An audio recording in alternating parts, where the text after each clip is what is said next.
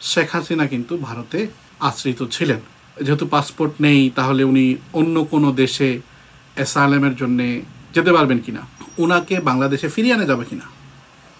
শেখ হাসিনা কি এখন ভারতে অবৈধভাবে বসবাস করছেন, যেহেতু তার কূটনৈতিক পাসপোর্ট সরকার বাতিল করে দিয়েছে? এই বিষয়ে জানতে হলে আমাদেরকে একটু পর্যালোচনা করতে হবে যে কূটনৈতিক পাসপোর্টে ভারতে যারা প্রবেশ করত তাদের জন্য নিয়মটা কী ছিল। নিয়মটা ছিল এরকম: যাদের কূটনৈতিক পাসপোর্ট ছিল বাংলাদেশের সরকারের, তারা বিনা ভিসায় ৪৫ দিন পর্যন্ত ভারতে অবস্থান করতে পারতেন। সেক্ষেত্রে শেখ হাসিনা যখন ভারতে প্রবেশ করেছেন, তার কাছে ভ্যালিড একটা কূটনৈতিক পাসপোর্ট ছিল এবং সেক্ষেত্রে তিনি বৈধভাবেই ভারতে প্রবেশ করেছেন।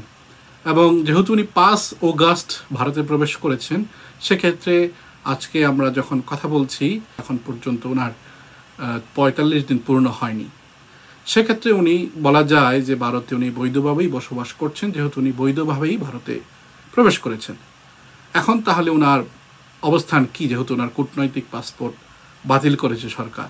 সেক্ষেত্রে উনি অর্ডিনারি পাসপোর্টের জন্য অ্যাপ্লিকেশন করতে পারেন হাই কমিশনের মাধ্যমে, যেহেতু উনি আর বাংলাদেশের প্রধানমন্ত্রী নন।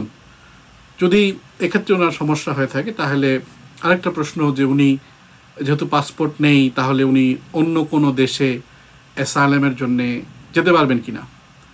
সেটা অনেকটা নির্ভর করছে যে ভারত সরকার কিভাবে অন্যান্য দেশের সাথে আলোচনা করে যদি কোনো ডিল ফাইনাল করতে পারে, সেই বিষয়টা নির্ভর করবে।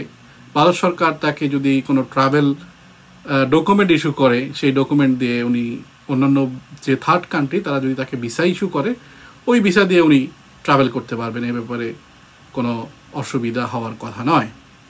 দ্বিতীয়ত হচ্ছে ওনাকে বাংলাদেশে ফিরিয়ে আনা যাবে কিনা। যেহেতু আমরা জানি বাংলাদেশের সাথে ভারতের একটি বন্দি বিনিময় চুক্তি রয়েছে, এবং আমরা অতীতে লক্ষ্য করেছি এই বন্দি বিনিময় চুক্তির আওতায় অতীতে নারায়ণগঞ্জের আলোচিত ৭ খুনের মামলার আসামি নূর হোসেন ভারতে পালিয়ে চলে গেছিল। তখন তাকে বন্দি বিনিময় চুক্তির আওতায় তাকে ভারত বাংলাদেশের কাছে ফেরত দিয়েছে। একইভাবে আসামের যেই উলফা নেতা অনুপ চেটিয়াকেও কিন্তু বাংলাদেশ ভারতের কাছে ফেরত দিয়েছে।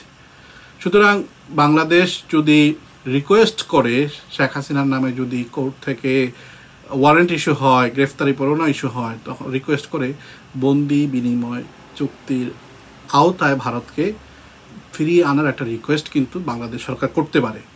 কিন্তু প্রশ্ন হচ্ছে ভারত সরকার ফেরত দিবে কিনা, এটা তাদের ইন্টারনাল ডিসিশনের ব্যাপার।